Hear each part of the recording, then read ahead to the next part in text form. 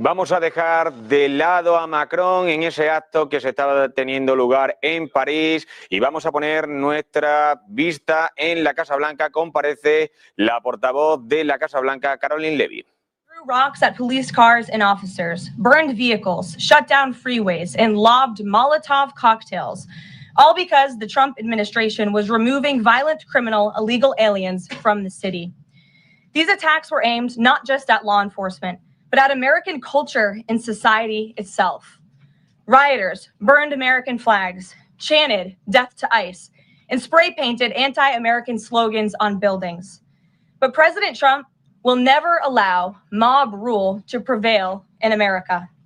The most basic duty of government is to preserve law and order, and this administration embraces that sacred responsibility. Democrats like Governor Gavin Newsom and Mayor Karen Bass shamefully failed to meet their sworn obligations to their citizens. They didn't have the courage to do the right thing and protect law-abiding Californians from rioters.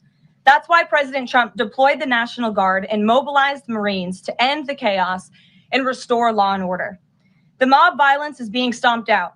The criminals responsible will be swiftly brought to justice, and the Trump administration's operations to arrest illegal aliens are continuing unabated.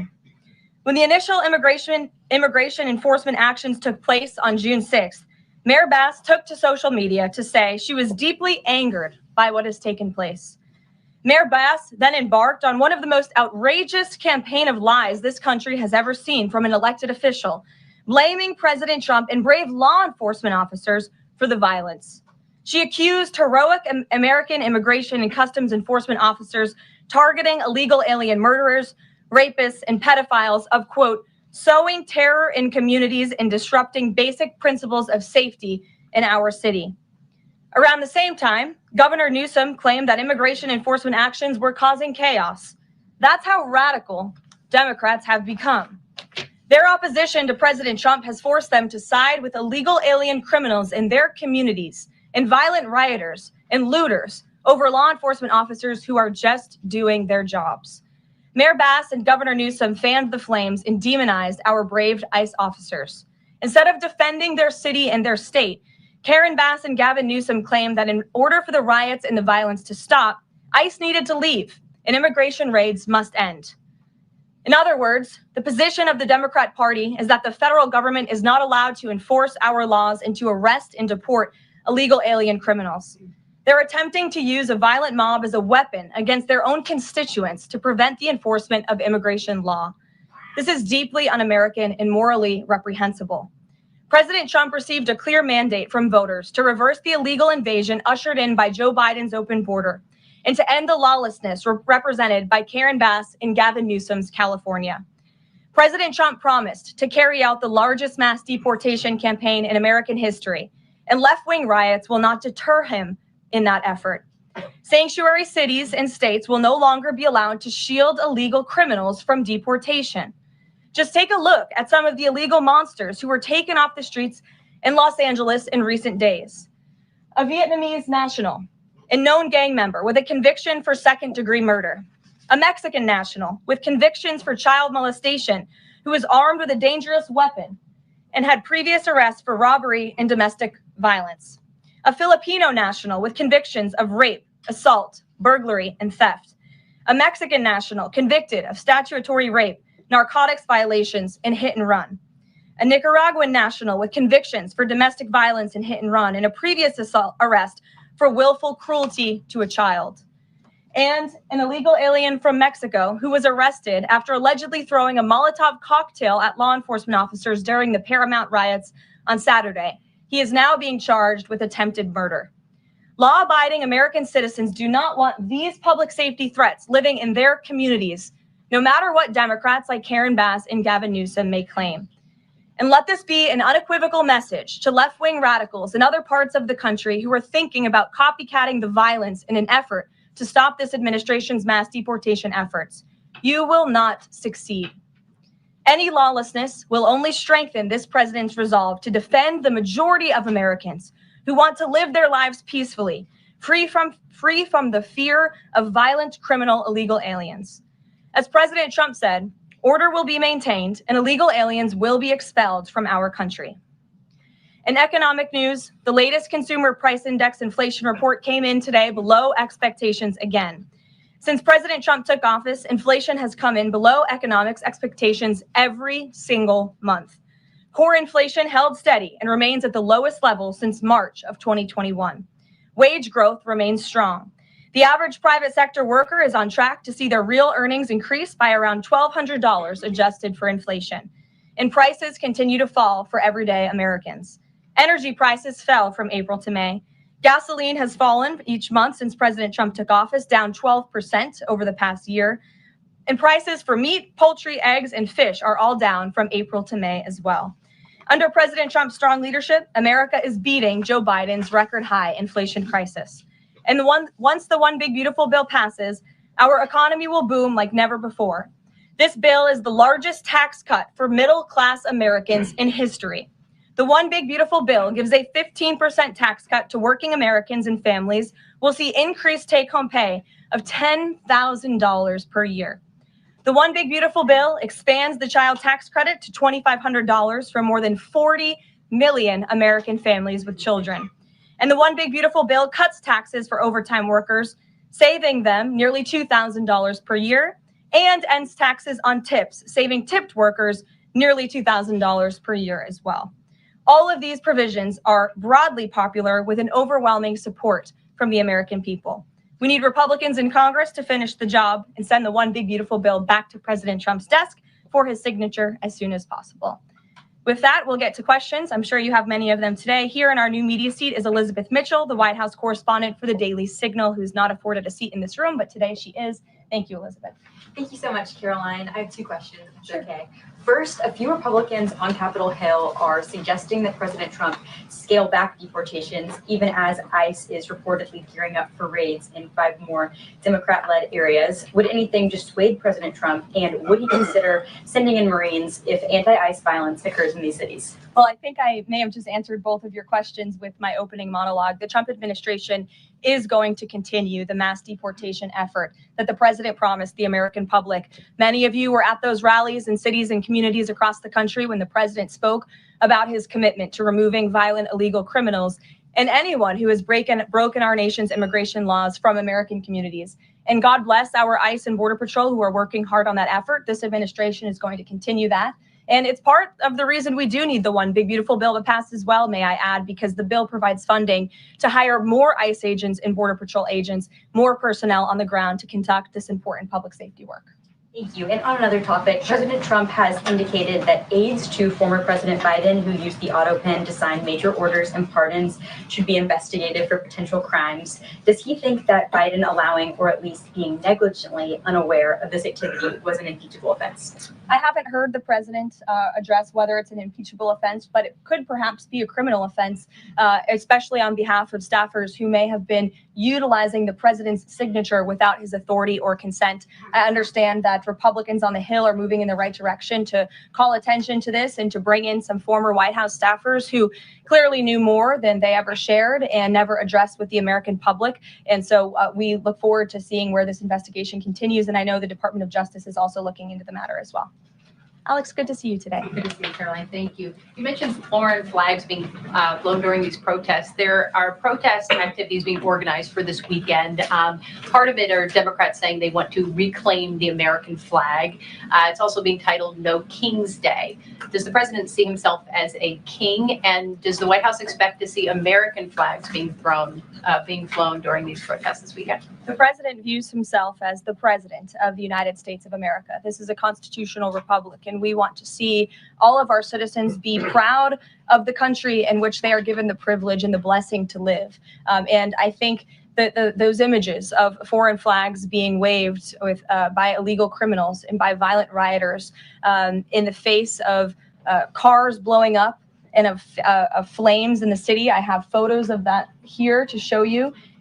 With this violence and destruction that occurred is an image that Governor Gavin Newsom owns. This is his city, and President Trump saw these images, and he said that is not going to be accepted or tolerated, and hence why he deployed the National Guard and United States Marines who have helped to quell that violence. If I can ask another. Sure.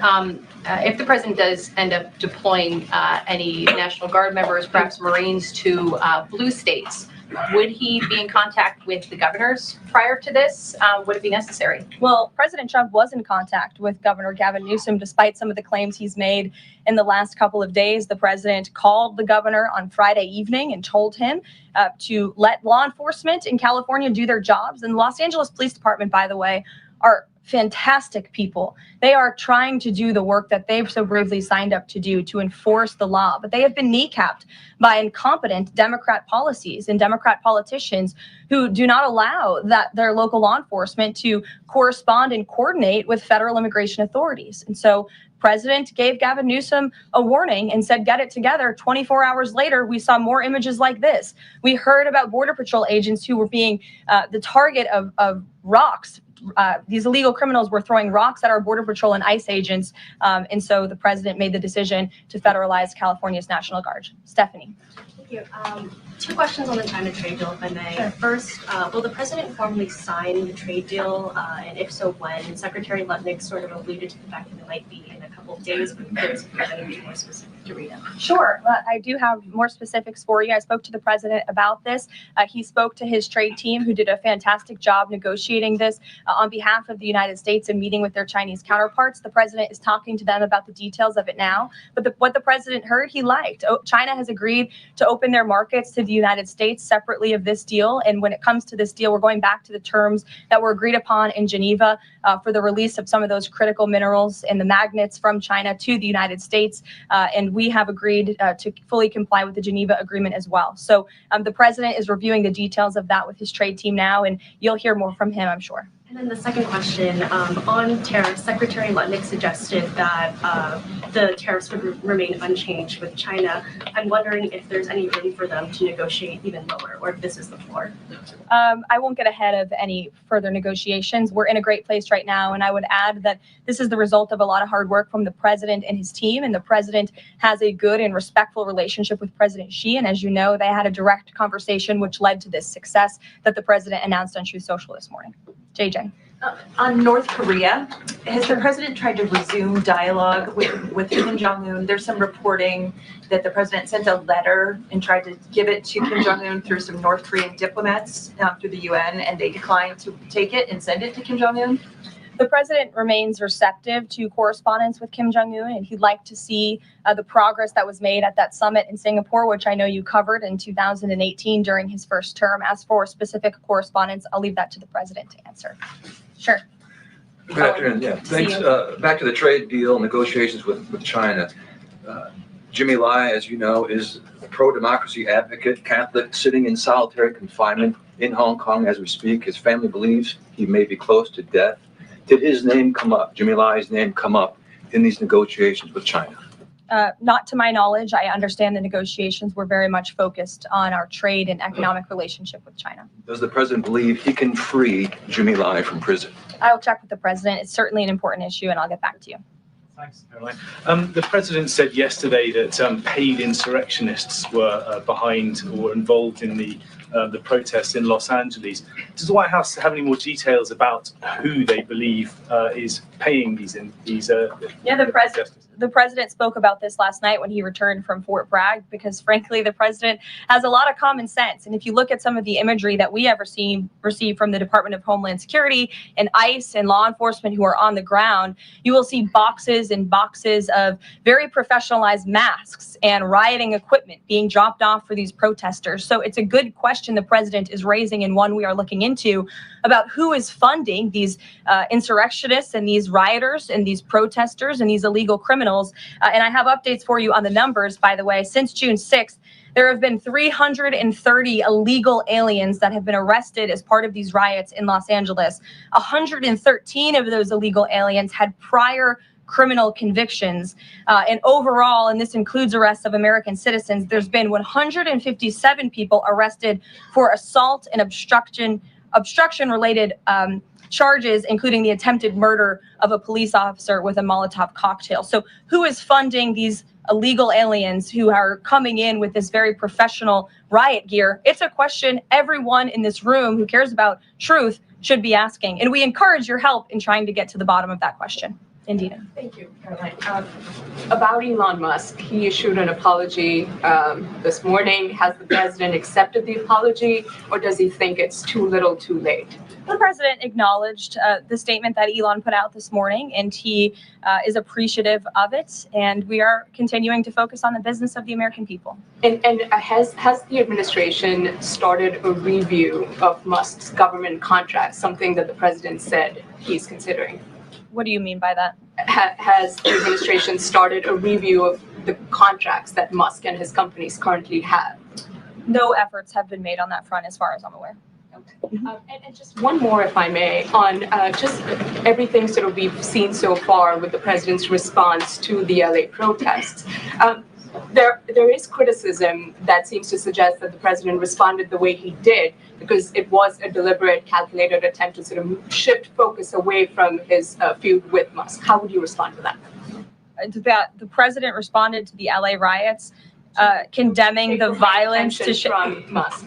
It's an incredibly disingenuous attack. The president saw images of Border Patrol and ICE agents being hailed with rocks and Molotov cocktails. He saw vehicles being burned to the ground with illegal aliens flying foreign flags. And that's what prompted the president to have this response that has clearly worked, because last night in Los Angeles, you didn't see many of those images. And I would add the governor and the mayor need to actually do more. I know Gavin Newsom had a big address to the nation last night. I guess he thought that's what it was for maybe his future political ambitions. But he spoke a lot of words. We haven't seen action. California has been a mess for years because of the incompetence of Gavin Newsom. So the president was responding to that only. Caitlin. Caroline, 2 questions for you. Sure. Over the weekend, Secretary Noem sent a memo to the Pentagon asking Secretary Hegseth to have and direct the military that's on the ground in LA to arrest and detain what she said were lawbreakers. Is the president okay with that? And under what authority would the members of the military be able to arrest people inside the United States? I can't speak for a letter that came from the Department of Homeland Security. I can't speak for the president and what's currently happening on the ground now. And as you know, the president federalized the National Guard under U.S. Code 10, which he has the authority to do. And our United States Marines and the National Guardsmen and women who are on the ground right now are helping to create a peaceful environment for ICE and Border Patrol, who were being, again, hailed with rocks, who were being violently and viciously attacked. They needed reinforcements. And so our United States Marines who are on the ground are providing those reinforcements to ensure the environment is peaceful so that these raids and deportations can continue. But he realizes they can't actually arrest people unless he invokes the Insurrection Act, which, I mean, seemingly was not something that was in Secretary Noem's memo, a clear distinction she did not make there. Again, you're trying to conflate a letter that was sent to the Department of Homeland Security to the president's legal authority. The president understands the legal authority that he invoked, and that's the current situation right now. When it comes to federalizing the National Guard, what is the specific criteria that the president is using for when he's deciding to do that, and in which states? The president was asked and answered this yesterday. He wants to see an end to the chaos and the violence. He doesn't want to see law enforcement officers being attacked. He wants to see peace. He wants law-abiding Californians to be able to bring their kids to school, to be able to go to work without seeing this violence in the streets. That's what the president's hoping for, and that's why he's taken this action. John. Thanks a lot, Caroline. 2 questions on 2 separate topics. One has to do with the military parade taking place here in Washington this weekend. There's a lot of security around the White House complex, around the Capitol complex, even along the tidal basin. Is that just proactive? Are you expecting anything in particular in terms of unrest like we've seen in Los Angeles? These are proactive security measures to protect those marching in the parade, many of whom will be veterans and our brave men and women in uniform and Gold Star families. There's going to be military families from around the country who are flying into this parade. And of course, it's to protect the spectators who will be enjoying this incredibly patriotic show on Saturday. And I hope you all join us there. And then secondly, Secretary Pete Hegseth testified on the Senate side of the Capitol today. Yes. And he was asked about America's, the administration's view of Vladimir Putin's intentions. And specifically, it was asked whether or not his intentions go beyond, his territorial ambitions go beyond Ukraine. When that question was posed to the chairman of the Joint Chiefs of Staff, General Kane replied that he does believe that his territorial ambitions go beyond Ukraine. But Secretary Hegseth says it's not clear at this point. How does the president view this issue? The president has spoken on this. He said, as he calls it, he believes Ukraine was always the the apple of Putin's eye. And he made it very clear to Putin in his first term not to invade Ukraine. Putin didn't invade Ukraine because of President Trump's peace through strength foreign policy agenda and the effective deterrence policies that he implemented in the first term. Unfortunately, because of the weakness and incompetence of the previous administration, Vladimir Putin made the decision to invade Ukraine. And now we have this brutal war, which the president is working very hard to end. Jasmine. Thanks so much, Karoline. The president warned that any protests on Saturday would be met with force. Can you clarify what kind of protest President Trump does support or find acceptable? The president absolutely supports peaceful protests. He supports the First Amendment. He supports the right of Americans to make their voices heard. He does not support violence of any kind. He does not support assaulting law enforcement officers who are simply trying to do their job. It's very clear for the president what he supports and what he does not. Unfortunately for Democrats, that line has not been made clear, and they've allowed this unrest and this violence to continue, and the president has had to step in. So if there were peaceful protests on Saturday for the militant parade, President Trump would allow that? Of course the president supports peaceful protests. What a stupid question. Raquel. Thank you so much, Karoline. Raquel, and then I can go to you, Francis. Go. Thank you so much, Karoline. I have two questions. One about Israel. Yesterday, the U.S. ambassador to Israel said the U.S. no longer is pursuing the goal of an independent Palestinian state. Can you confirm that the president is no longer supporting a two-state solution? And is President Trump considering diplomatic action against countries who takes action against Israel during next week UN conference? Right now, the president views the situation in Israel and Gaza as deeply unfortunate and needing to end. And the president is realistic about the current state of affairs in this region of the world. And that's why the president has said the number one focus and priority of the administration is to release all of the hostages from Gaza and to end this conflict as soon as possible. The administration is still pushing very hard for the release of all the hostages. And as for what happens next, clearly Gaza is an uninhabitable place. It needs to be rebuilt with the help of our Arab partners, and the president wants to see that happen as well. Take a couple Just one on the G7 engagement. President Trump is traveling there on Sunday. Other presidents beyond the G7 leaders are also going. President Lula from Brazil, President Sheinbaum from Mexico, and President Zelensky from Ukraine are also going. Do you have confirmation if President Trump is meeting any other leaders on the sideline of the G7? Yes. To know about the Lula engagement with Lula. I can confirm there will be quite a few bilateral meetings between the president and other foreign leaders. The White House is still working very hard to finalize that schedule, and we will provide that for you as soon as we have it. Great. Thanks, Karoline. Just back to the China trade deal, can you talk about the status of the export controls that the U.S. imposed? Are those no longer being imposed? We are fully complying with the Geneva Agreement. Go ahead. Sure. Thanks, Caroline. One foreign question for you and one domestic. The foreign, the president, of course, has said he would lift sanctions on Syria. Is there an executive order coming along soon to go do that? And is the president planning to try to get involved in any kind of a peace agreement between Israel and Syria that would disengage those two? To the best of my knowledge, the Treasury Department took action after the president made that announcement in Saudi Arabia. Okay. And then on the domestic side, you were just asked about the First Amendment rights issues. In the president's comments yesterday, though, he just said protesters would be strongly dealt with. In your list before, you referred to insurrectionists, rioters, and protesters together. Obviously, they're quite different from your earlier answer. I'm struck by the fact that the president has not at any point said the most important thing here is to protect the First Amendment rights of peaceful protesters. So I'm wondering, where in his hierarchy of interests does he place that? Is the First Amendment protection the most important?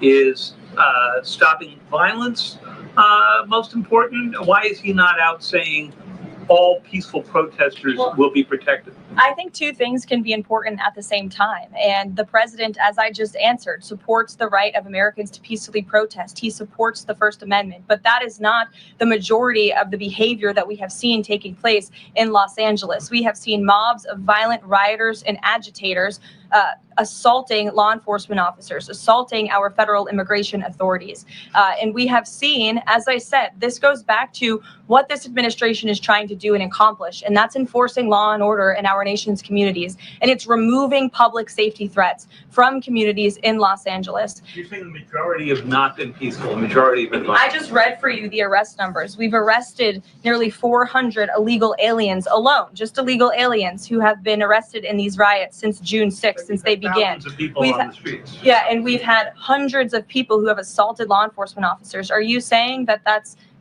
that's appropriate behavior? No, Are you no, saying I'm not that saying the that at all. president I'm should just take trying action? to figure out.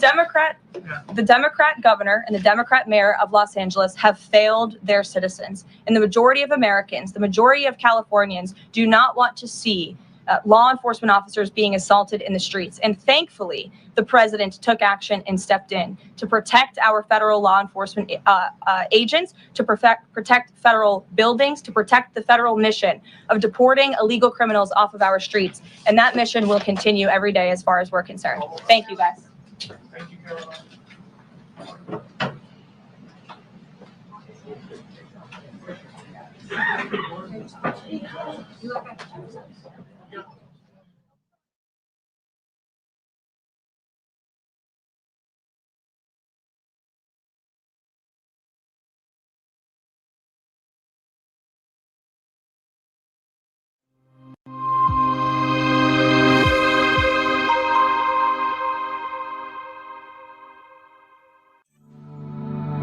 Silver Gold Patrimonio nace en 2018 con el objetivo de innovar en el mercado de los metales preciosos de inversión, ofreciendo nuevas alternativas para que cualquier persona, familia o empresa pueda entrar en el fantástico mundo de los metales de inversión de forma sencilla y acompañada por consultores expertos en el sector.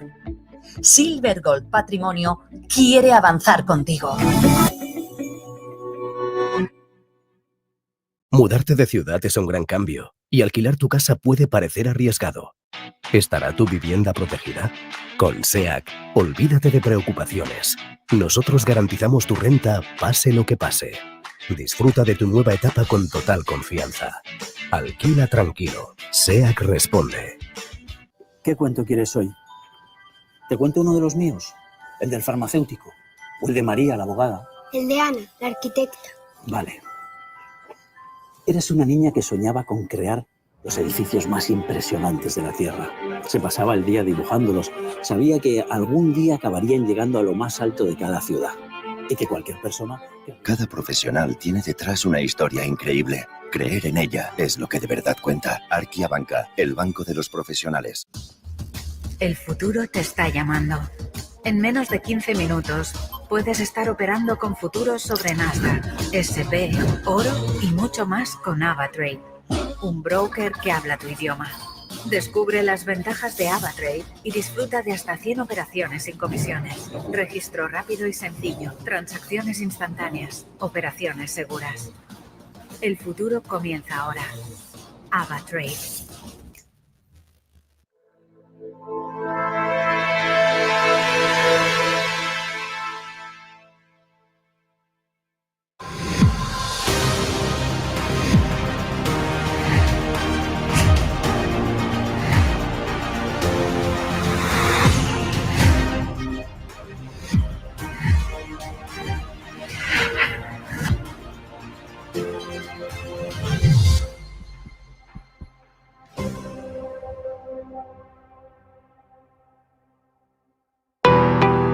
¿Qué es Bitcoin? Hoy vamos a explicarles qué es exactamente Bitcoin, explicándoles los conceptos básicos para que entiendan esta criptomoneda de la que todo el mundo lleva años hablando. Esta explicación les servirá para saber también qué son exactamente las criptomonedas y cómo funcionan, para que puedan tener una noción un poco menos técnica de cómo funciona todo esto y a lo que nos referimos con cada término. Bitcoin es una criptomoneda o moneda virtual, concretamente la primera que fue desarrollada. Es la criptomoneda que le ha marcado el camino a todas las demás que llegaron después utilizando su tecnología. Esta tecnología es la cadena de bloques o tecnología blockchain, que también se utiliza para otras cosas. La primera de las criptomonedas fue creada por Satoshi Nakamoto, que es el seudónimo que corresponde a una persona que nadie sabe exactamente quién es, aunque sí que es cierto que ha habido muchas teorías. Esta persona publicó en 2009 un artículo en el que describía un sistema de pagos P2P al que llamó Bitcoin. Al cabo de unos meses, él mismo publicó la primera versión del software que permite gestionar la red de la moneda y que además empieza a interactuar con los primeros interesados en foros. La cantidad total de bitcoins que se emiten cada año está determinada por su algoritmo y pasa lo mismo con el resto de criptomonedas. Bitcoin está desarrollado para que cada 4 años se reduzca por 2 su producción y para que solo se emitan un total de 21 millones de bitcoins. Después simplemente dejarán de crearse. Esto es una diferencia fundamental con las monedas convencionales, puesto que los bancos modifican su valor a su libre albedrío. Por lo tanto, las monedas se pueden devaluar, mientras que Bitcoin quiere ofrecer algo más de estabilidad. En definitiva, entre los usos más destacados de Bitcoin cabe mencionar los siguientes, como por ejemplo pagar utilizando estas propias criptomonedas, obtener intereses por los bitcoins que poseas, algo similar al concepto de un depósito bancario, también obtener un préstamo utilizando como garantía tus bitcoins, cubrir tu exposición financiera con derivados en mercados regulados y por último obtener réditos de inversión mediante la compraventa de bitcoins al ser un activo que teóricamente tiende a revalorizarse en un escenario de demanda constante.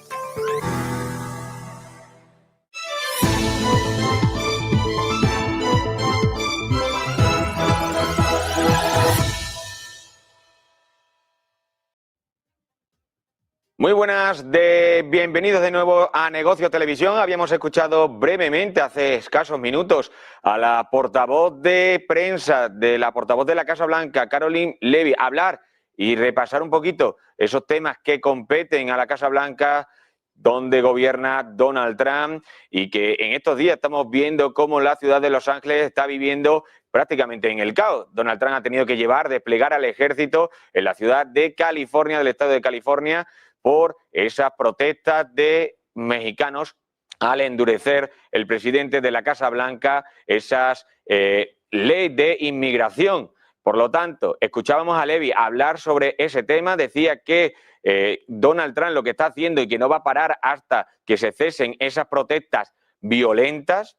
Le preguntaba una compañera periodista sobre si el próximo día hubieran protestas que no fueran violentas, ¿lo permitiría? Decía que sí, que el presidente apoyaba la primera enmienda de que permitía a los estadounidenses y a los ciudadanos de Estados Unidos expresarse con total libertad, pero eso sí, mientras haya violencia, tendrá que actuar Donald Trump. Vamos a escuchar en un principio a Leavitt, que hablaba sobre esos actos violentos. Law-abiding American citizens do not want these public safety threats living in their communities, no matter what Democrats like Karen Bass and Gavin Newsom may claim. And let this be an unequivocal message to left-wing radicals in other parts of the country who are thinking about copycatting the violence in an effort to stop this administration's mass deportation efforts. You will not succeed. Any lawlessness will only strengthen this president's resolve to defend the majority of Americans who want to live their lives peacefully, free from the fear of violent, criminal, illegal aliens. As President Trump said, order will be maintained and illegal aliens will be expelled from our country. Pues escuchábamos ahí a Karoline Leavitt, la portavoz de la Casa Blanca, hablar sobre esos actos violentos que están teniendo lugar en la ciudad de Los Ángeles desde hace 4 o 5 días y que están poniendo en jaque al gobierno de la Casa Blanca de Donald Trump. También hablaba la portavoz de que había correspondencia entre Kim Jong-un y Donald Trump. Hablaba también del perdón, del famoso perdón, después de ese rifirrafe que habían tenido entre Elon Musk y el presidente de la Casa Blanca.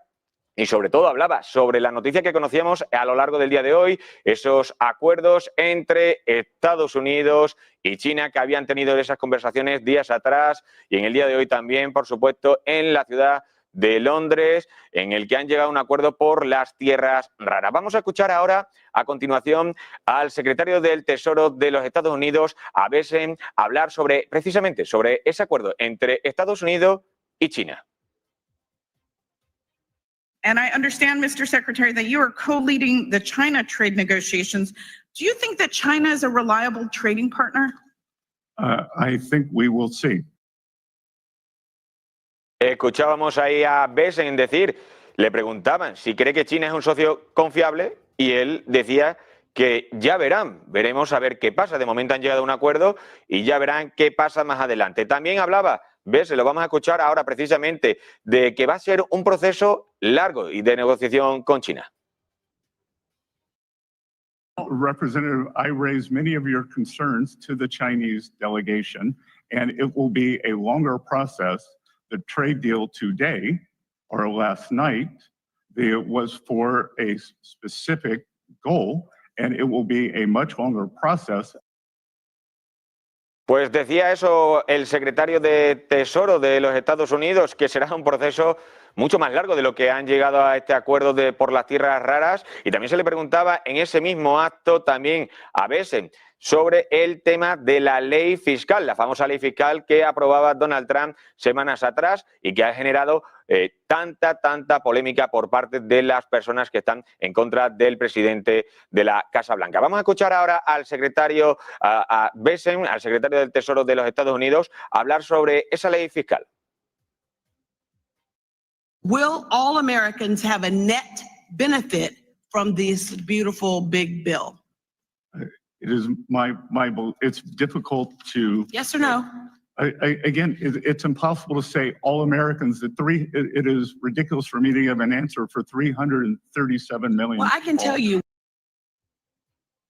Lo escuchábamos, precisamente le preguntaban, ¿se beneficiarán de esa ley fiscal famosa de Donald Trump, esa maravillosa, como calificaba en algunas veces, en algunas declaraciones el presidente? ¿Se beneficiarán todos los americanos? Y decía el secretario del Tesoro de Estados Unidos, es una pregunta difícil de responder y que era muy difícil porque si tantos americanos, tantos estadounidenses, se podrían beneficiar de esa famosa ley. Bueno, pues también, aparte de esto, de Bessent, también hay que hablar de ese acuerdo que han llegado, como les comentaba hace unos instantes, Estados Unidos y China por las tierras raras en Londres. Pues también ha hablado sobre ello, se ha pronunciado una persona importante en el mundo de la geopolítica y es el canciller de Alemania, es Merz, quien en un acto ha sido preguntado, escuchen ahora ha sido preguntado, primero, por si cree que deberían llegar esos acuerdos de la Unión Europea para generar un nuevo paquete de sanción a Rusia, y después también le preguntan, también en el mismo total, lo van a escuchar ustedes, le preguntan por ese acuerdo. Also ich bin und bleibe zuversichtlich, dass es auch mit dem 18. Paket hier einen Konsens in der Europäischen Union gibt. Der Ausschuss der ständigen Vertreter wird ja nächste Woche dies zum ersten Mal auf der Tagesordnung haben. Gegebenenfalls müssen wir dann noch mal im Europäischen Rat darüber sprechen, aber vielleicht gibt es bereits in der nächsten Woche dazu eine Übereinkunft. Und was das Abkommen zwischen Amerika und China betrifft im Hinblick auf seltene Erden, ja, ich begrüße das ausdrücklich. Das geht nicht zulasten Europas, sondern das ist ein weiterer Konflikt, der beseitigt werden konnte. Das begrüße ich ausdrücklich und ich hoffe sehr, dass es uns auch gelingt, die Handelskonflikte mit den Amerikanern auf ähnliche Art und Weise zu reduzieren und wenn möglich auch zu beseitigen. Pues escuchábamos al canciller de Alemania, Merz, decir eso, que oye, que el acuerdo entre Estados Unidos y China es producente porque se acaba con un conflicto de momento que no es perjudicial para la Unión Europea y aparte de eso le gustaría a él llegar también a acuerdos. Tuvo hace un par de días, hace un par de semanas, precisamente con el presidente de la Casa Blanca, de Donald Trump, en una reunión que llegaron también de que hablaban de que podían llegar a acuerdos y que le habló el canciller sobre todo sobre el tema automovilístico, que era muy importante para Alemania y sobre todo se lo ofrecía a Estados Unidos. También hablaba el canciller sobre el tema de que tendrían que aprobar y que tendrían que hablar en el Consejo Europeo para aprobar, en caso de que no se apruebe, ese paquete de sanciones a Rusia que espera que llegue cuanto antes. Y recapitulamos un poquito para atrás y volvemos sobre todo a contarles la noticia que había afirmado y lo que había contado Karoline Leavitt, la portavoz de prensa de la Casa Blanca, hablaba precisamente en esa rueda de prensa que escuchábamos hace escasos minutos sobre ese perdón, ese famoso perdón entre Donald Trump y Elon Musk. Bueno, pues precisamente decía Karoline Leavitt en esa rueda de prensa, Elon Musk habría llamado al presidente Trump para disculparse por los ataques públicos de la semana pasada, tras conversaciones con los asesores del presidente de la Casa Blanca. La pelea involucró insultos personales y acusaciones relacionadas también con estas personas, que luego fueron retratadas por Musk.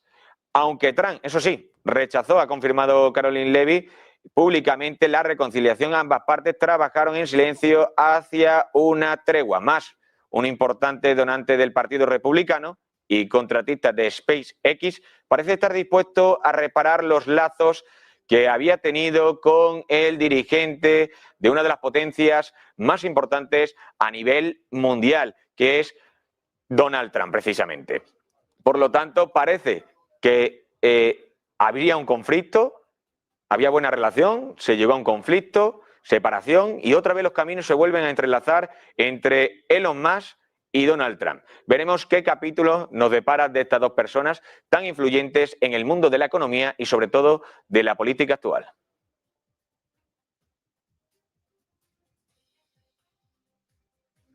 Y como la actualidad demanda siempre, ponemos la vista en Putin, el presidente de Rusia, que comparece en estos momentos. Order, and we need to make sure that we have all the weapons and military equipment we need to meet our today's need.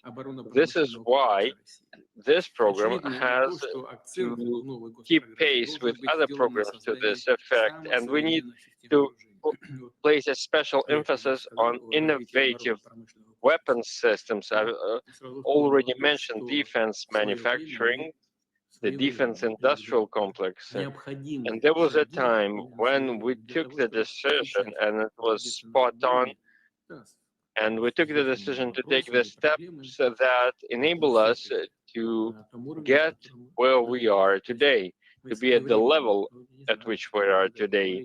Otherwise, without the decision about 10 years ago, we would not have succeeded at arriving where we are right now. So we took the decisions in 2008 to 2010 to develop defense manufacturing, and we allocated funding to this effect to develop defense manufacturing by targeting specific sectors. So today, we can make the weapons we need. Of course, we need to pay special attention to the nuclear triad, which guarantees Russia's sovereignty and plays a key role in ensuring the balance of power around the world. The share of state-of-the-art nuclear weapons is 95%. This is a solid result. In fact, this is a high result for all nuclear powers, and judging by the experience we have in this special military operation, our air forces and our airspace forces play a key role in delivering effective strikes against the enemy, so we need to be consistent in terms of buying and upgrading and maintaining and repairing aircraft and air forces in general. At the same time, we see that the army remains a key asset, the land army remains a key asset in our military engagements. We need to develop these troops as well, and to develop new kinds of weapons that have the best characteristics and specifications. The new state arms program has to help us develop the Navy until 2050, according to the relevant program. We also need to export more military equipment, especially the weapons that were tested not on test ranges, but in the real combat and demonstrated their effectiveness, and we can show that they offer competitive value in terms of use and maintenance. All you need to do is to ensure proper maintenance. Everything is fine with that in general, but in terms of organizing this maintenance, including supplying parts. Mr. Belousov knows what I'm talking about. We need to make some progress in this regard. On May 23rd, we held a meeting of the Commission for Military Technical Cooperation, and we discussed these matters in detail, and we agreed to launch a special effort to promote military and defense exports, and this has to be factored into the new arms program, and this must offer us a benchmark for developing defense manufacturing. Over the past years, our defense manufacturers have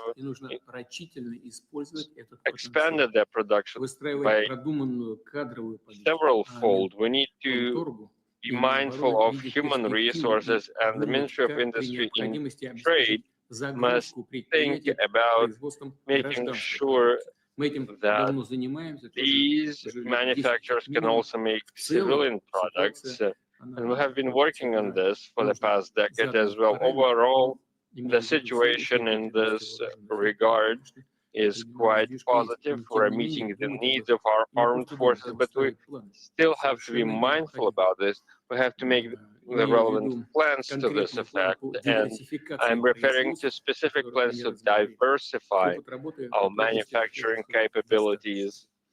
And we have a lot of experience in this regard, and we need to coordinate our efforts with our plans to develop armed forces, to mobilize our economy and other strategic documents. And finally, what I wanted to say is that we need to anticipate the needs in terms of our infrastructure for deploying new weapon systems, including bases, arsenals, airfields, and so on and so forth.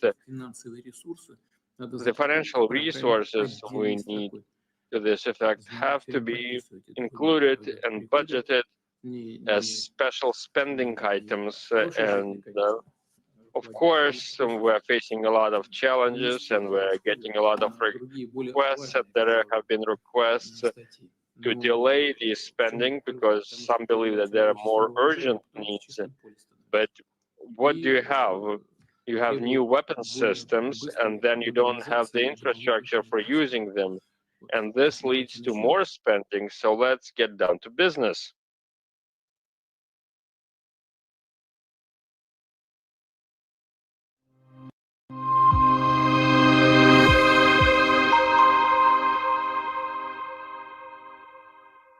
¿Qué cuento quieres hoy?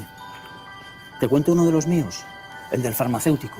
¿O el de María, la abogada? El de Ana, la arquitecta. Vale. Eres una niña que soñaba con crear los edificios más impresionantes de la Tierra. Se pasaba el día dibujándolos. Sabía que algún día acabarían llegando a lo más alto de cada ciudad. Y que cualquier persona... Cada profesional tiene detrás una historia increíble. Creer en ella es lo que de verdad cuenta. Banca, el banco de los profesionales. El futuro te está llamando. En menos de 15 minutos puedes estar operando con futuros sobre Nasdaq, SP, oro y mucho más con AvaTrade, un broker que habla tu idioma. Descubre las ventajas de AvaTrade y disfruta de hasta 100 operaciones sin comisiones. Registro rápido y sencillo, transacciones instantáneas, operaciones seguras. El futuro comienza ahora. AvaTrade. Las toallitas, si se tiran al inodoro, pueden atascar nuestras tuberías y suponen una amenaza para el medio ambiente. Mamá, voy a meter una canasta por el medio ambiente. Atención, Isabel tiene su toallita en las manos. ¡Tira hacia el pasillo! Sabe que la jugada es decisiva. ¡Lanza ahí! ¡A la papelera! Juega limpio. Encesta las toallitas en la papelera. Canal de Isabel II. Cuidamos el agua. Recibes un mensaje alarmante de tu inquilino en el que te informa que no puede pagar el alquiler. No te preocupes, SEAC está aquí para ayudarte. Nuestro equipo te asegura que recibirás tu renta a tiempo. Con SEAC, tu renta está protegida. Recibes el ingreso en tu cuenta como siempre. Disfruta de la tranquilidad sabiendo que SEAC maneja el imprevisto por ti. Alquila tranquilo. SEAC responde.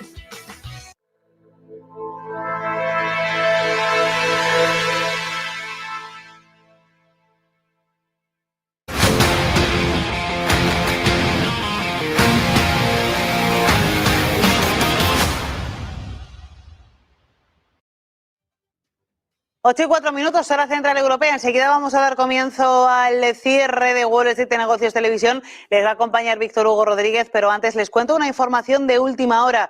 Y es que hay una situación de alerta máxima en Oriente Próximo, porque según informes, Israel podría estar preparándose para atacar Irán. ¿Qué es la información de última hora que tenemos a esta hora sobre este asunto? Lo que se sabe es que, según informes, la Armada de Estados Unidos ha puesto su base en Bahrein en alerta máxima y se está autorizando la evacuación de sus familiares. Así que la pregunta es si se está gestando algo grave en los países del Golfo. La Embajada de Estados Unidos en Irak también se prepara para una evacuación ordenada debido a los mayores riesgos de seguridad. El aviso de hoy y los informes sobre la evacuación de la Embajada de Estados Unidos en Bagdad son indicios graves de una posible acción militar que Israel podría estar preparando contra Irán. Todo después de que esta mañana la Oficina de Operaciones Comerciales Marítimas del Reino Unido hubiera emitido un aviso inusual para el Golfo Pérsico, el Golfo de Omán y el Estrecho de Hormuz, en el que se informa, en el que se afirma que han sido informados del aumento de la tensión en la región, lo que podría provocar una escalada de la actividad militar con un impacto directo en los marineros. Así que esa es la información de última hora. Después de semanas de rumores, Israel podría estar preparándose para un ataque inminente contra Irán. Y en territorio iraní se estarían produciendo evacuaciones para evitar un mayor impacto de los ataques. Todo eso en un contexto en el que Estados Unidos, ya saben, le ha pedido a Israel, le ha pedido directamente al primer ministro Benjamin Netanyahu que no intervenga, que no actúe, porque en este momento se están produciendo conversaciones directas precisamente entre Donald Trump, entre su administración y el gobierno de Teherán para alcanzar un acuerdo en clave nuclear. Precisamente mañana habría una nueva ronda de contactos preparado. Pues bien, esto cambia el escenario porque no hace caso de desoye Israel las peticiones de Estados Unidos y estaría preparando un ataque inminente contra Irán. Después de contarles esta información de última hora, saludo a Víctor Hugo Rodríguez, Negocios Televisión en América. Muy buenas tardes. Bueno, ¿cómo están? ¿Cómo les va? Aquí estamos entonces en el cierre de Wall Street. Hoy más que el cierre extendido, hoy vamos a estar haciendo una cantidad de impresiones de lo que está pasando. Fíjense bien, los mercados, como nos los estaba diciendo Alma, están bastante preocupados con el petróleo. Sin embargo, eso no está descarrilando, como diríamos por allí, la bolsa de valores.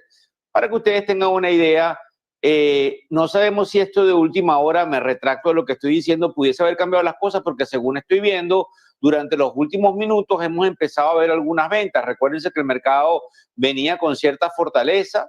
Sin embargo, también recuerden que estamos en el tope de los 6.000 en el Standard & Poor's 500, que es un lugar en donde muchos dicen aquí se corre peligro. Estamos viendo por todas las pantallas, cadenas hermanas. En estos momentos todo el mundo está reportando lo que nos acaba de decir Alma con respecto a la estampida importante que tienen los precios del petróleo en estos momentos. Ahí tenemos en pantalla algo importante allí, porque indudablemente esos rumores, esas cantidades de premoniciones de que algo pudiese estar pasando entre Israel y los Estados Unidos tienen a muchos preocupados de que esto descarrile un poco la dinámica que está teniendo la administración Trump con la parte de la pacificación y las negociaciones que hay con Irán. Así que yo creo que les tenemos que prestar atención, porque recuérdese usted que aunque usted no esté invirtiendo en la bolsa, si ese es el caso, o indudablemente no esté totalmente involucrado en el día a día, porque perfectamente tenga algún manejador de dinero o esté usted invirtiendo, como le hemos dicho desde acá, desde el cierre extendido o el cierre de Wall Street, que lo haga a fuego lento a largo plazo. No os preocupe el petróleo, porque indudablemente es uno de los componentes que mide la inflación, que ha venido subiendo durante los últimos días, y que efectivamente hoy vamos a tener en el programa a un invitado que tuvimos la semana pasada, Steve Lawrence, y él nos venía hablando en ese momento del petróleo. Por eso es que ha sido bastante asertivo en todo esto. Le pido al equipo de producción que nos coloque, por favor, la primera lámina para rápidamente empezar a hablar de qué es lo que estamos viendo el día de hoy. Como ustedes saben, y lo vamos a tocar pues en todo lo que tiene que ver con la parte de los indicadores económicos de la jornada, la lectura del índice de precios al consumidor de hoy fue moderadamente más fría de lo esperado. Nosotros no pensábamos que íbamos a tener unas lecturas que nos pudiesen mostrar que la inflación pareciera haberse reducido temporalmente. Y decimos temporalmente porque todavía hay algunos que, como digo yo, son los tirapiedras, los que no terminan de convencerse que el lobo no pareciera llegar, que dicen, bueno, hay que seguir esperando. Estos mismos tirapiedras nos hablaron en marzo de que iba a haber un problema, nos hablaron en abril, que ahora sí, porque mira lo que hizo el presidente Trump, nos dijeron en mayo, bueno, si no salió en abril es porque en marzo no había nada, pero el terremoto fue en abril, esperemos a los números de abril que salen en mayo no pasó nada. Entonces dijeron, bueno, no, está bien, pero es que no se midió mucho, vamos a esperar a los números que salen en junio con respecto a mayo. Mire, conclusión, definitivamente se han equivocado muchísimo y no han dado, y tengo que decirlo aquí, pie con bola. Independientemente de que el mercado pueda devolverse por algunos riesgos geopolíticos o porque estamos en un nivel donde nos indica que aquí pueden salir vendedores, el mercado está sólido a mediano plazo y eso lo saben muchos de los manejadores de dinero que interpretan que probablemente a raíz de ese fenómeno de control de la inflación pudiésemos tener un recorte de tasas. De hecho, quiero que usted tenga algo bien claro. La semana que viene se nos reúne la Reserva Federal en Washington para su reunión del mes de junio, que ya la tiene planificada a priori, y esto sería el 17 y el 18 de junio. Les recuerdo también que el mercado va a estar cerrado el jueves 19, porque es un feriado nuevo que hay en los Estados Unidos y la bolsa se acoge a ese feriado, que también es un feriado bancario, y quiero que usted tenga claro que en esa decisión pueden haber algún tipo de sorpresas. Le cuento por qué pueden haber sorpresas. Porque, como usted sabe, el presidente Trump ha tenido muchos encontronazos con quien es Jeremy Powell, que es el presidente de la Reserva Federal, y lamentablemente Jeremy Powell pues no la tiene todas consigo, porque nosotros creemos...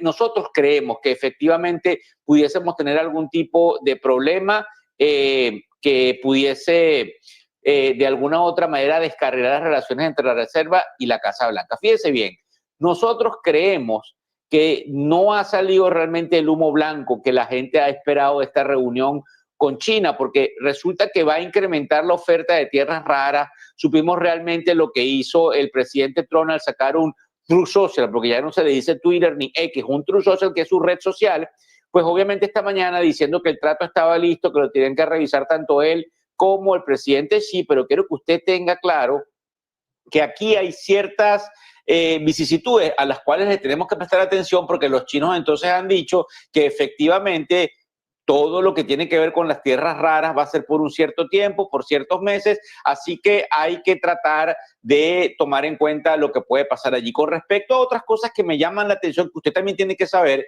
es los avances en una posible negociación en cuanto al acero entre México y los Estados Unidos, donde circula Vox Populi en los pasillos de la Casa Blanca que hay una potencial habilidad de hacer algún tipo de exoneración de ese 50% que hace un par de semanas el presidente Trump estuvo haciendo. Yo creo que allí también hay un tono interesante de cómo están las relaciones con México. Recuérdese a usted que nosotros tenemos todo lo que tiene que ver con el Grupo de los 7, donde la presidenta de México, que no pertenece al país al Grupo de los 7, está siendo invitada y debería ir. Así que es muy, muy importante que veamos. Sin embargo, seguimos observando temor y por eso a lo mejor los mercados han estado devolviéndose un poco durante los últimos minutos por la complacencia que algunos indican de la sobrevaloración de las acciones, tomando en cuenta precisamente que siguen existiendo riesgos políticos. Conclusión, el trato con China no está totalmente listo, pero el hecho de que hayamos tenido el número inflacionario hoy bastante positivo tiene a los mercados tranquilos. Sin embargo, los mercados han tomado ligeramente ganancias durante los últimos minutos y no lo sabemos, pero pudiésemos aducir que esto que pasa con los movimientos en el Medio Oriente, imagínense, si hay un ataque a las bases de producción nuclear iraní, esto pudiese caer una estampida porque los iraníes no se van a quedar de manos cruzadas, así que yo creo que vale la pena el hecho de que investiguemos realmente a fondo qué es lo que puede pasar. Estamos en vivo, 2:13 de la tarde, hora del este de los Estados Unidos, son las 20:13 en mi queridísima Madrid, mediodía con 13 minutos en Ciudad de México, y le pido al equipo de producción ahora sí que ponga mi cara completa y que pasemos a conversar con nuestro primer invitado, donde vamos a cambiar diametralmente de lo que venimos hablando y vamos a hablar de otra cantidad de cosas con una de esas personalidades importantes que traemos a ustedes en la tribuna, por eso de tratar de cobijar diferentes tipos de lo que sería, digamos, opiniones y una cantidad de razonamiento interesante sobre lo que tiene que ver con el proceso que se suscita aquí en los Estados Unidos, con una persona que comprende de esto porque fue el ex embajador de Estados Unidos, obviamente en España, y creo que es bien interesante, así que le pido al equipo de producción si nos puede colocar al señor Alan Solomon. Alan, how are you? How you doing? We're very happy to have you here in the Tribune. Well, thank you. And obviously, thank you. And obviously, when anybody asks people here in the United States right now, how are you? They typically will say, I'm fine under the circumstances. Perfect. And I want to have a very, let's put a high scale debate, if possible, or conversation, because obviously you understand a lot of things that are happening here in the US. And I was wondering if you can summarize your opinion and validate, let's say, with some facts, why you are thinking that way. As you know, there is several things happening as of now with regards of the political aspect of this situation in LA. And not only that, is some sort of the attitude that the government have in the US to try to enforce the law. And so now they are accusing that they've been too tough and that actually they are breaking the law. I want your opinion, Mr. Ambassador, and definitely I want to see how we can have something very good for our audience. Thank you for coming, by the way. Well, it's my pleasure, and thank you for having me. Well, let me give you the biggest picture point of view that I have, which is that this president, Donald Trump, and his administration are waging war on parts of American life that we have perhaps taken for granted. He's waging war against immigrants. This is a nation of immigrants. He is committed to rounding up and deporting, he said, immigrants who have committed crimes, who are, murderers and rapists. But in fact, he's rounding up families and separating, parents from their children and students. The second thing that is under attack is our very government. The things that we expect from our government: protection from protection of our food supply, protection of our air and water,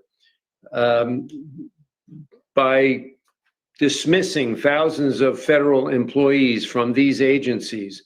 Without any regard for the function. I'll give you one example. We're about to enter the hurricane season in the United States. I think it'll start in September or whatever.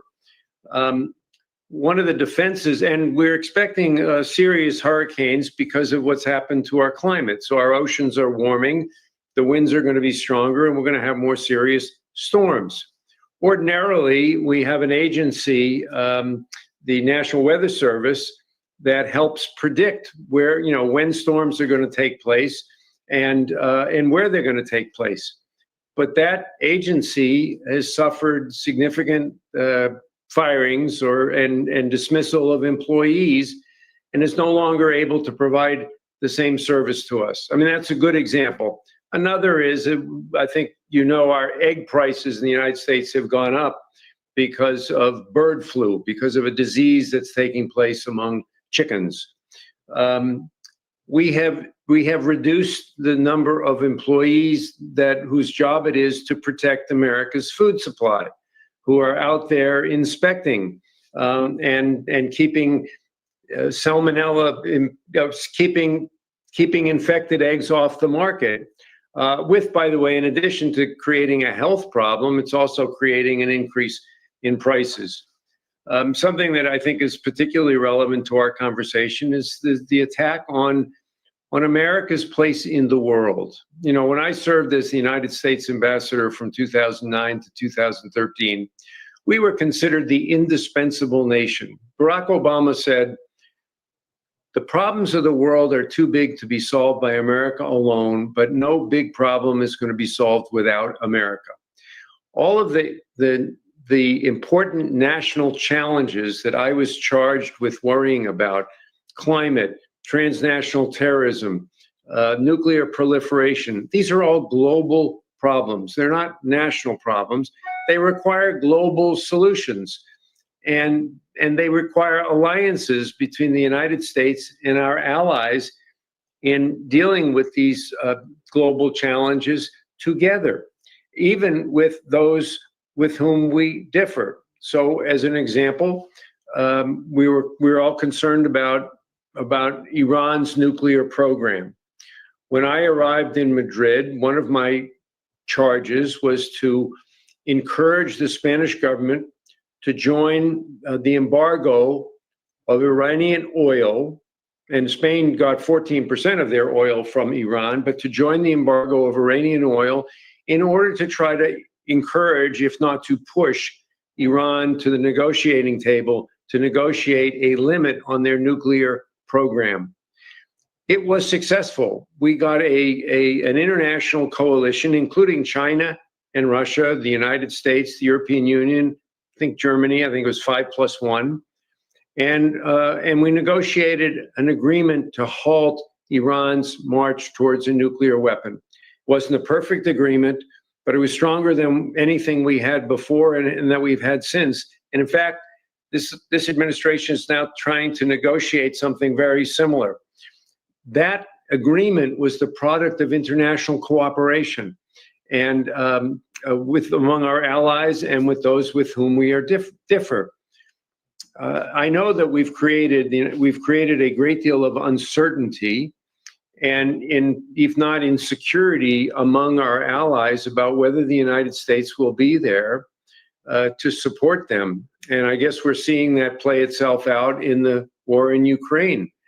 And there are some sort of collateral benefits to all of this. I know European countries are looking at the amount of money they spend on defense, and making commitments to increase that. And that's something I think we've encouraged for a long time.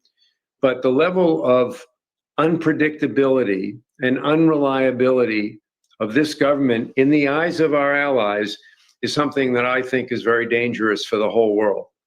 I hear you clearly, and obviously, you know, in order to make a more interactive way, I'm going to explain the audience quickly in Espanol, in 10 seconds, 20 seconds, what you say. So I'm going to change to Espanol. Sure. But then I want to ask you a few other questions so we can be more interactive. Cuando lo que nos está diciendo el embajador que efectivamente estuvo con ustedes, si nos están viendo en Madrid, es efectivamente todo lo que ellos están percibiendo con respecto a lo dramático que ha sido algunos cambios del presidente Obama, el ataque que él nos está diciendo que hay contra los estudiantes, todo lo que se podría percibir con respecto a la parte climática, donde efectivamente hay algunos recortes, como él dice, en el departamento de lo que es el weather aquí en los Estados Unidos, el tiempo, además de indudablemente las vicisitudes que hay con respecto a los gobiernos internacionales.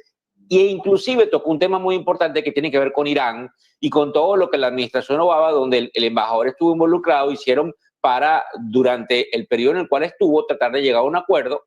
La pregunta que le tengo que hacer, obviamente se la voy a cometer a ustedes primero en español, es que todos somos americanos, incluyéndome a mí, y efectivamente cualquier administración tiene una cantidad de problemas. Me gustaría escuchar si hay algo positivo que está haciendo la administración que podamos sacar conclusiones. Mr. Ambassador, we hear you clearly, and as I told you, I want to have this more interactive because of the level of information that is happening within the program. As you know, this is the closing time of the Wall Street. Everything is happening as we speak. They actually, oil is keep going up because there is rumors, not confirmed, that there is something happening in the Middle East as we speak, because perhaps Netanyahu might be willing and able and ready to deploy some sort of punishment into the enrichment of uranium from Iran.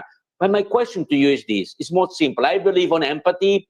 We have different point of view. To be completely transparent with you, I'm an American. I live and I've been here for 26 years. So I'm a naturalized American. My kids born and were raised here and went to universities in the US. And obviously your perception, as any other people that is different than whoever is in the current government, is all the bad things that the administration is doing. There is anything, in your opinion, that the administration, Trump administration 2.0, is doing in a good way, that you think that even though you tell me those very important things are bad, but those things are something that we need? Can you name any, in your opinion, so we can have a little bit of a more constructive of what's going on? And I'm asking you that because at the end of the day, Mr. Ambassador, you and I are American. So the perception that we have outside the war is a kind of an animosity whether Obama was in power or Trump or Biden or President Bush or Bill Clinton. So at the end of the day, we're all American, and I want to hear from you. What do you think are the things that the administration might be doing correctly, so we can debate more in the incorrectly thing that you are completely right in your opinion, but let's try to focus more on the correct thing in your opinion, please. Okay. Thank you. Fair enough. I'll point to a couple of problems that this administration is addressing that I think need to be dealt with. I have to tell you that I don't agree with the ways in which they are being dealt with. So one of the issues is in the matter of trade, especially with China. I think we thought some years ago that if we admitted China to the WTO and we brought China into the global economy, that China would begin to operate more like us, that their economy would liberalize, they would have greater respect for markets, for intellectual property. In fact, we are becoming more like China in terms of discouraging investment in this country, becoming more protectionist. And okay. But it is a problem. It is a problem. I know I've talked to business people, Spanish business people who have, looked to China to bring their products and found, for instance, that their intellectual property was taken. I remember talking to renewable energy companies that had decided to invest in China because of the size of the market. They went there and they began, and then they found out that their intellectual properties were being ripped off by the Chinese, and their investment opportunities were diminishing. So I think that the issue of addressing our relationship with China is an important thing. I think we no longer live in a unipolar world. We have two major economies that are competing, and we want the competition is good. We want some cooperation, but I think the Trump administration, in making our relationship with China a priority, is a good thing. Are they going about it in the right way? Well, by imposing the level of tariffs that were initially proposed, essentially eliminated trade with China. Now, I know we've backed off and we've imposed 30% tariffs on Chinese products, and they've imposed 10% tax on our products. I can tell you that as U.S. businesses begin to stock up for the fall, the autumn back-to-school sales, while our retail industries would ordinarily be receiving products and our ports would be buzzing with container ships, the level of traffic at our ports has diminished significantly, and we run the risk of having empty shelves come this fall. That's going to raise prices for consumers. It's going to slow the economy. It's going to put it at risk for both inflation and slower economic growth. But I did acknowledge that I think, the issue of our relationship with China is an important one. I do think that that we have rethought some of our beliefs about trade. When I was again in Spain, we were trying to negotiate something called the TTIP, the Transatlantic Trade and Investment Policy, in order to create free trade between the European Union and the United States, which I still think actually is a very good thing. But I do think we have come to the belief that some of our trade relationships are too one-sided, and we're losing some advantage to countries where the wage levels are lower and the environmental standards are lower. And so I think we need to equalize some of our trade policy. That's one area where I think Mr. Ambassador, I want to ask you something, because obviously the other area we should talk about is immigration, which is also something we needed to address. Go ahead. And I want to ask you something, because as you can tell, yesterday I was speaking with an advisor close to President Obama, Juan Verde.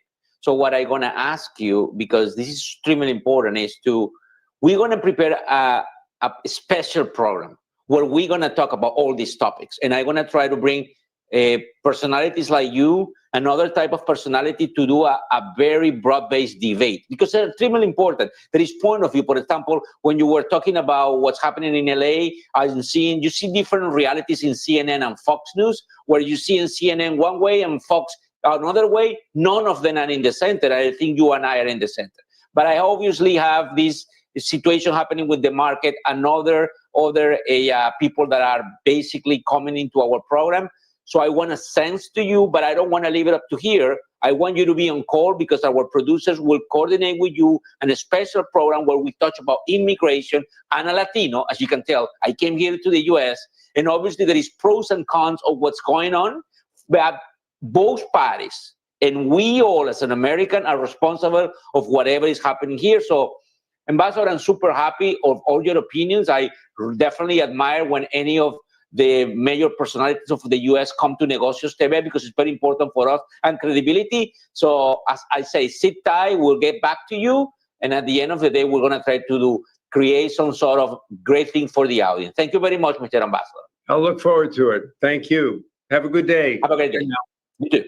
Bueno, estábamos escuchando del embajador que estuvo desde el 2009 hasta el 2013 en España de los Estados Unidos. Creo que fue bien interesante, Alan Solomon, y yo creo que valió la pena su punto de vista, tanto dándole golpes a la administración, como es normal porque hay que hacer oposición, y también reconociendo que desde el punto de vista de la dinámica con China es quizás la parte positiva que tiene la administración Trump. Vamos rapidito a algunos comerciales, muchas cosas pasando y ya volvemos con ustedes. Adelante.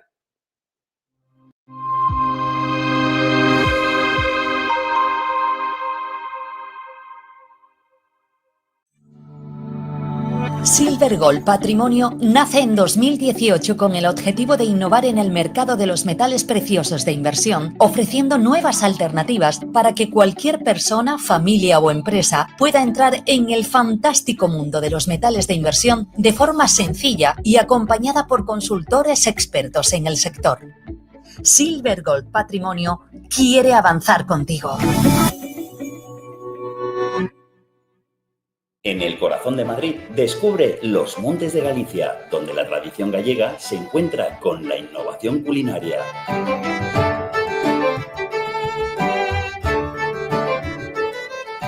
Saborea nuestros mariscos frescos, carnes jugosas y postres caseros.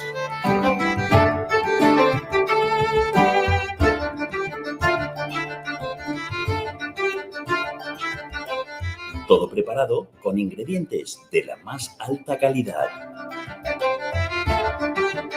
Disfruta de una experiencia gastronómica única en un ambiente acogedor y elegante. Los Montes de Galicia, donde cada comida es una celebración. ¡Te esperamos! ¿Qué cuento quieres hoy? ¿Te cuento uno de los míos? ¿El del farmacéutico? ¿O el de María, la abogada? El de Ana, la arquitecta. Vale. Eres una niña que soñaba con crear los edificios más impresionantes de la Tierra. Se pasaba el día dibujándolos. Sabía que algún día acabarían llegando a lo más alto de cada ciudad. Y que cualquier persona... Cada profesional tiene detrás una historia increíble. Creer en ella es lo que de verdad cuenta. Banca, el banco de los profesionales. Las toallitas, si se tiran al inodoro, pueden atascar nuestras tuberías y suponen una amenaza para el medio ambiente. Mamá, voy a meter una canasta por el medio ambiente. Atención, Isabel tiene su toallita en las manos. Tira hacia el pasillo. Sabe que la jugada es decisiva. Lanza ahí. ¡A la papelera! Juega limpio. Encesta las toallitas en la papelera.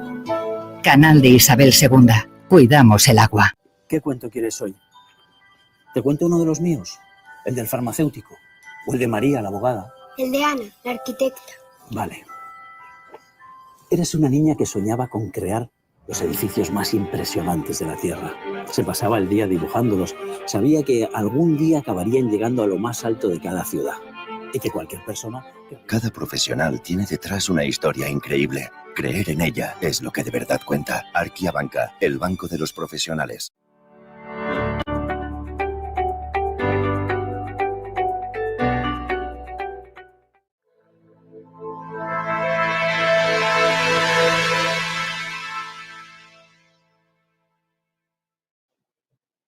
Bueno, déjenme decirle algo. Desde hace algunos minutos, ya estamos en vivo otra vez, cuando vamos a comerciales reactivamos muchas de las cosas que están pasando. Como ustedes saben, estamos en vivo. Son las 2:33 de la tarde, hora del este de los Estados Unidos. Mire, yo siempre le digo, agárrese el cinturón de seguridad, porque hoy es uno de esos días que parece que pudiésemos tener sorpresas. ¿Por qué?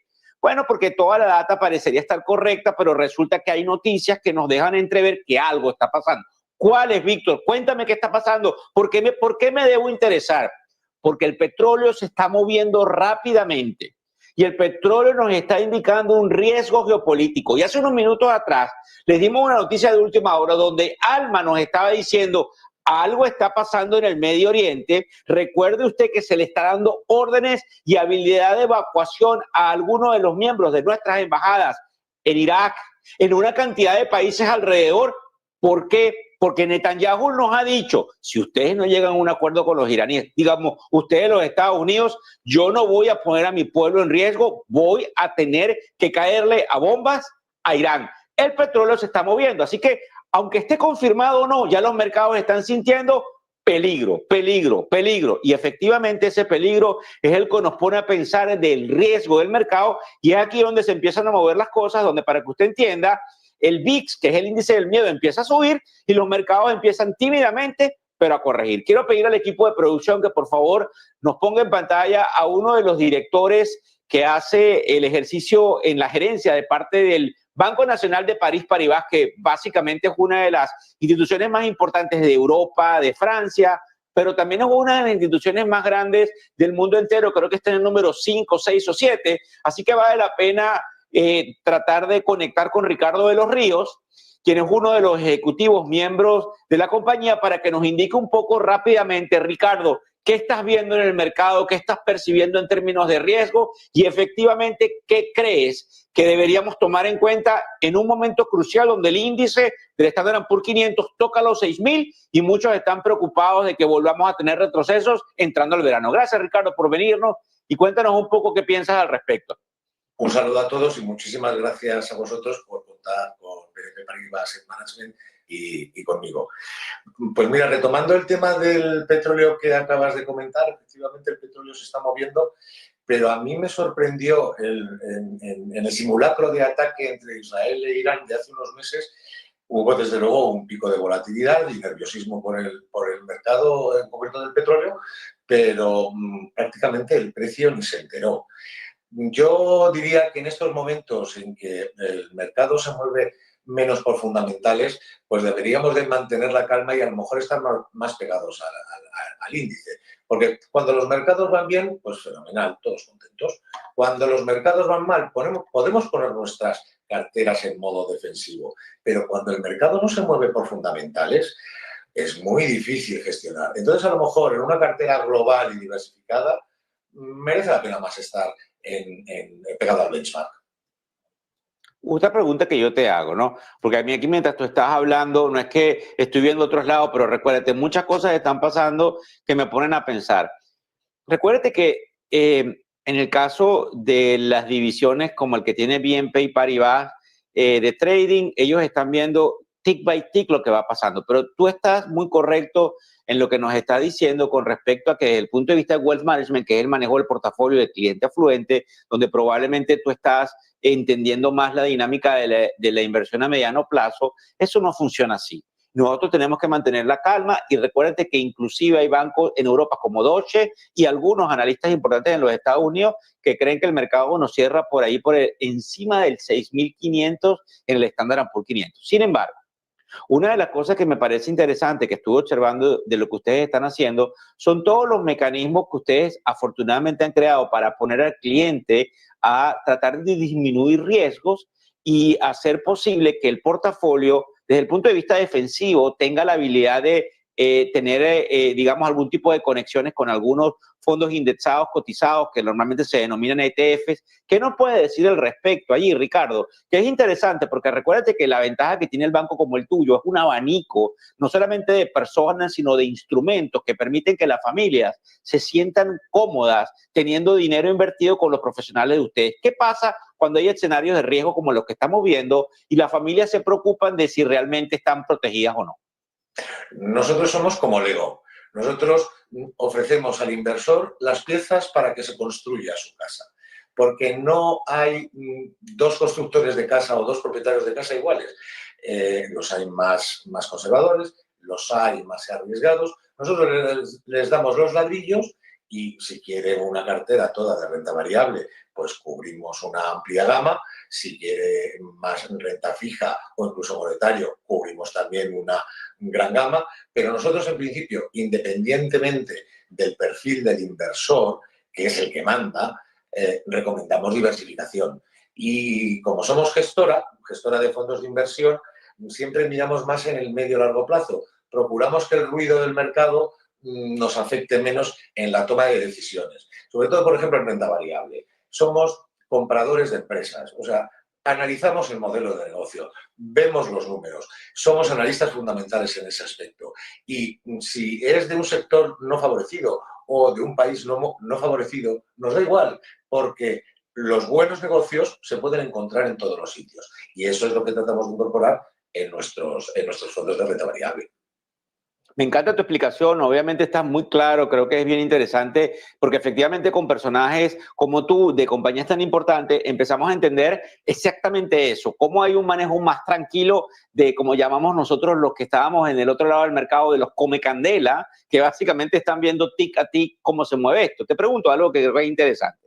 Desde el punto de vista de los clientes, y esto le pregunto a todos los que están a tu nivel desde el punto de vista de manejo de dinero de familias, ¿tú estás observando algún tipo de, digamos, requerimiento de las familias de que desde la parte de lo que es el asset allocation, que es la asignación de recursos, en esa pizza, por ponérselo hacia la audiencia, haya necesidad de más asignación de recursos hacia lo que serían los activos digitales? Te cuento esto porque tienes ahora a BlackRock, a Bitwise y a muchos teniendo ETF, en el caso importante del Bitcoin, allí preparado, when and if, como decimos, cuando venga la habilidad de estos manejadores de fondos, entiéndase gente como ustedes, JP Morgan, Goldman Sachs, que le diga a los asesores, sí, es hora de poner cierta allocation. ¿Qué piensas allí? Quiero saber qué piensa en este caso lo que ustedes están haciendo, porque es una realidad que, aunque no lo entendamos en algunos casos donde sale mi voto, es un activo que pareciera estar tomando cuerpo, y es interesante lo que pueda pasar en el caso de que haya una devaluación del dólar con respecto a cualquier movimiento especulativo en ese tipo de activos. Por favor, Ricardo, cuéntame qué piensas allí.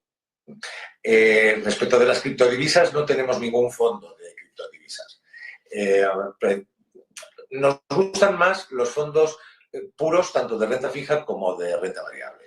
Las criptodivisas, pues, no tenemos oferta y, por lo tanto, no tenemos opinión acerca de las criptodivisas. Y en cuanto a las divisas, me decía, bueno, que si eso puede afectar al dólar o no puede afectar al dólar, probablemente sí, pero cuando nosotros, por ejemplo, ofrecemos un fondo de renta variable americana, a pesar de que tenemos acciones para invertir con la divisa cubierta, nosotros entendemos que el inversor que entra en la bolsa americana entra con todo el riesgo, o sea, quiere asumir todo el riesgo de mercado y el riesgo de divisa. O si quiere invertir en Japón, lo mismo, quiere correr el riesgo de mercado y el riesgo de divisa. Lo importante, los riesgos no son malos, Lo que es malo es incurrir en un riesgo que no conoces. Incurrir en un riesgo porque lo quieres y es conocido y sabido, es bueno para una rentabilidad esperada conforme al perfil del inversor. Mira, te agradezco mucho tu participación, gracias. Definitivamente me gustaría volver a tenerte en la tribuna. Como sabes, soy uno de los integrantes de Negocios TV América, estamos en Estados Unidos, ya empezamos nuestra expansión en suelo norteamericano, y creo que es bien interesante porque, como tú sabes, pues Banca Nacional de París también es importante en Nueva York, en Miami, desde donde estamos, sobre todo muchos de los clientes latinoamericanos e hispanoparlantes que son atendidos por las divisiones de ustedes. Así que te agradezco tu participación, Ricardo, estamos en contacto y que tengas un muy buen día. Muchas gracias. Un abrazo muy fuerte.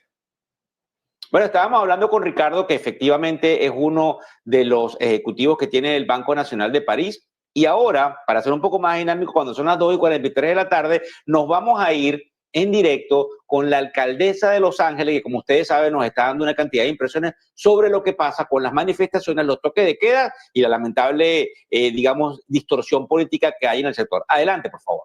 Right now, a week ago, everything was peaceful. in the city of Los Angeles and in all of the representatives behind me in their cities as well.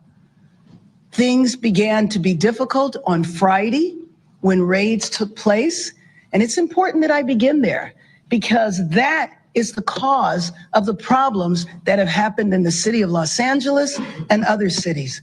This was provoked by the White House. The reason why, we don't know. I posit